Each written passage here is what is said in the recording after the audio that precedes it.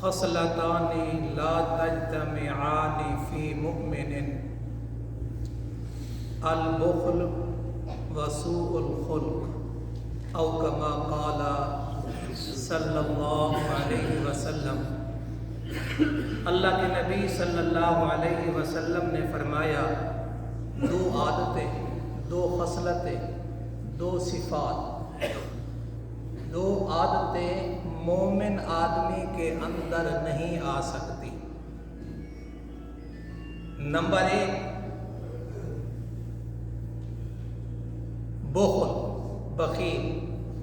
Number 2 برے اخلاق، برے اخلاق۔ یہ دو عادتیں ایمان والے کے اندر نہیں ہو سکتی، اگر یہ ہوں گی تو وہ ایمان والا نہیں ہوگا، یہی مطلب بنے گا۔ اور ترمذی شریف کی روایت میں فرمایا،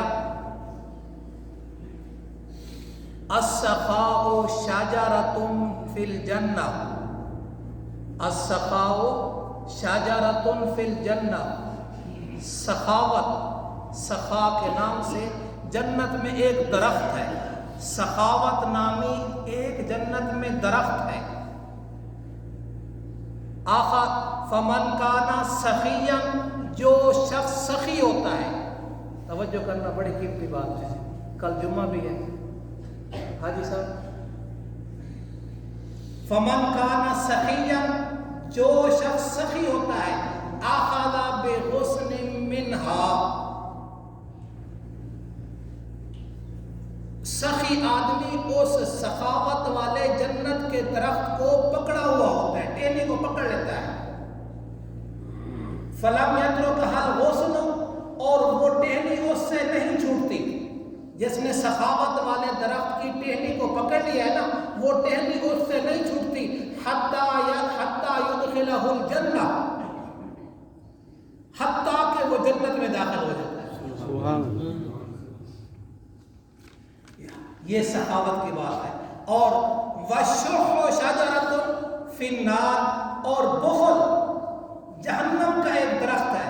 فمن کانا شحیحا، فمن کانا شحیحا، جو آدمی بخیل ہے، بخل والا ہے، بخل کرتا ہے، اخذ بغصن منہا، اس بخل والے درخت کی، جو شح درخت ہے نا، اس شح اور بخل والے درخت کی ٹہنی اس میں آ جاتی، ہاتھ میں آ جاتی ہے،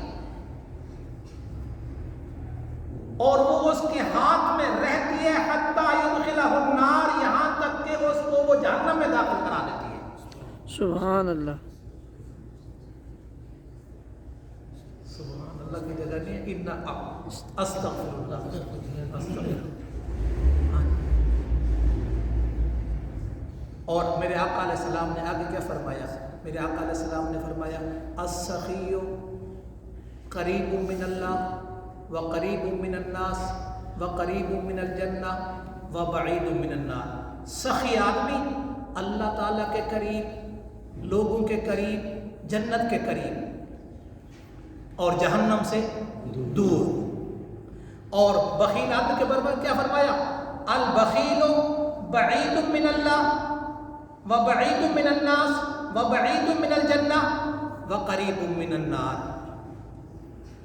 بخیل آدمی اللہ تعالیٰ سے بھی دور، لوگوں سے بھی دور، جنت سے بھی دور، اور جہنم کے قریب۔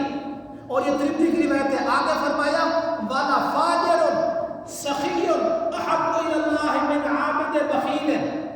توجہ کرنا، آخری بات، والا فاجر سخی احب الی اللہ من عابد بخیل۔ اور وہ جو بخیل ہیں سے فرمایا گناہگار سخی، گناہگار سخی اللہ تعالیٰ کے ہاں عابد بخیل سے زیادہ محبوب اور پسندیدہ ہے۔ اور